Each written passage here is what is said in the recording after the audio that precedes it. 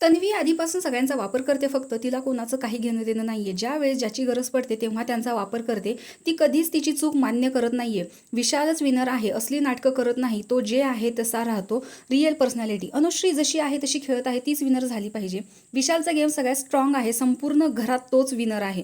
दीपालीला बाहेर काढा, अति झाला आहे तिचं. तन्वी विनर 2026 अशा प्रकारच्या भन्नाट कमेंट्स या प्रोमोवरती येत आहेत.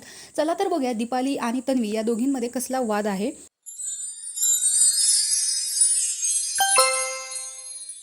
काय गाईस, तर सुरुवातीच्या काळात बऱ्याच लोकांमध्ये अलायन्स नव्हते, कुणाचं ग्रुपिझम नव्हतं. त्याच्यामुळे कोणी कुणाबद्दल काही स्वतःचं मत व्यक्त करत होतं आणि कोणी कोणालाही ट्रिगर करत होतं. आणि तोच विषय आता दीपालीने इथे काढलेला आहे की सुरुवातीच्या काळात तू मला असं बोललेली आहे. ॲक्च्युली टोळी ग्रुपला बघून भाऊ ज्यावेळेस बोलत होते त्यावेळेस यांनी यांचा काटा ग्रुप फॉर्म केलेला आहे.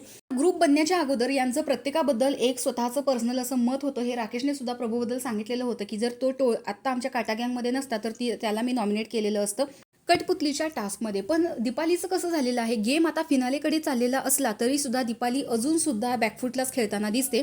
प्रत्येक वेळेस ती तिच्या पाठीमागच्या ज्या काही गोष्टी झालेल्या आहेत ते काढत असते. तर बाकीचे सदस्य असे आहेत की त्यांना पुढे काय करायचं आहे, या 2 आठवड्यात त्यांना कसाला रिप्रेझेंट करायचं आहे, अशा गोष्टींचा विचार करतायत. पण दीपालीचं काल विशालने सुद्धा तिचं जे फिनाले तिकीट आहे ते रिजेक्ट केलेलं होतं. कारण अजून सुद्धा मी काटा ग्रुप कसा फॉर्म केला, काटा ग्रुप मी कसा तयार केला याबद्दलच ती बोलत होती. तर हे जे कॉन्व्हर्सेशन आहे तन्वीला अजिबात आवडत नाही. त्यामुळे ती उगाच चुकीचे ॲलिगेशन्स मी लावून घेणार नाही म्हणून ती मध्येच उठून जात असते. त्यावरती दीपालीचं म्हणणं आहे की बोलत असताना अशीच मध्ये जाऊ नकोस. त्यांच्यामुळे याच्यामध्ये वाद जुंपलेला आहे.